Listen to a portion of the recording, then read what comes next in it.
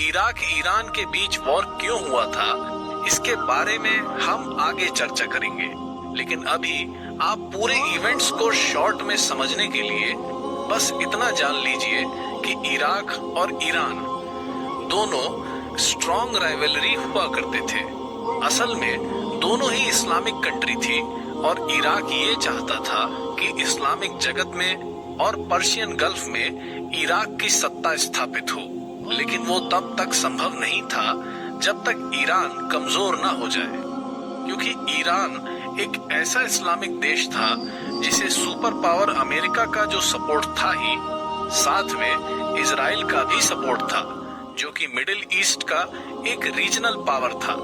ऐसे में ईरान का उस क्षेत्र में डोमिनेशन कोई बहुत आश्चर्य की बात नहीं थी।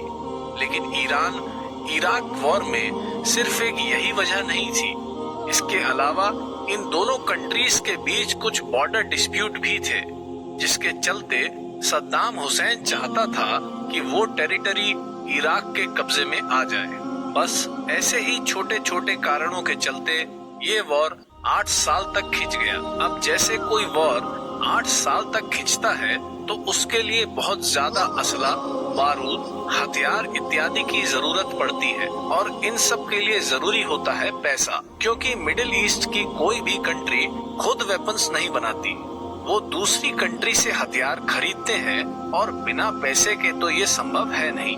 ऐसे में दो ही स्थिति बनती है, या तो आप खुद को आर्थिक तौर पर इतना सशक्त बना लो कि हथियार भी खरीद सको और बाकी काम भी चलता रहे, या फिर किसी दूसरे देश से पैसा उधार लेकर हथियार खरीदते रहो। इराक ने दूसरा वाला रास्ता चुना। वो खुद इतना सशक्त नहीं था कि ईरान के सामने 8 साल तक वॉर कर सके, इसलिए सद्दाम हुसैन ने कुवैत और सऊदी अरब दोनों से खूब कर्ज लिया और इस कर्ज के बलबूते 8 साल तक वॉर लड़ता रहा।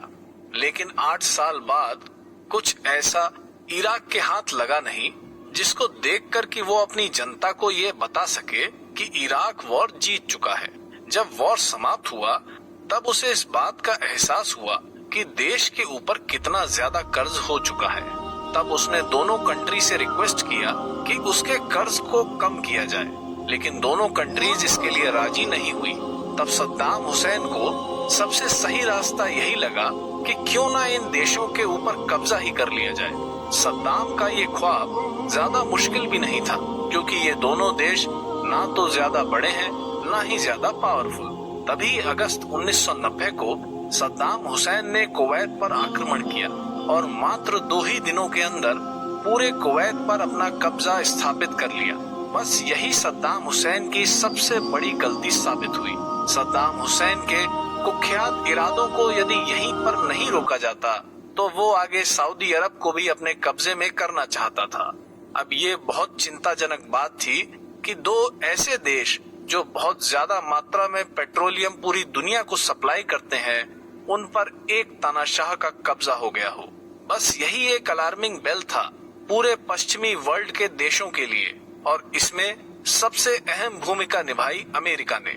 अमेरिका ने करीब 35 देशों को अपने साथ लिया और सबसे पहले कुवैत को आजाद कराया। इसके बाद कई वर्षों की लड़ाई के बाद सद्दाम हुसैन को भी सत्ता से बेदखल करके मार दिया। तो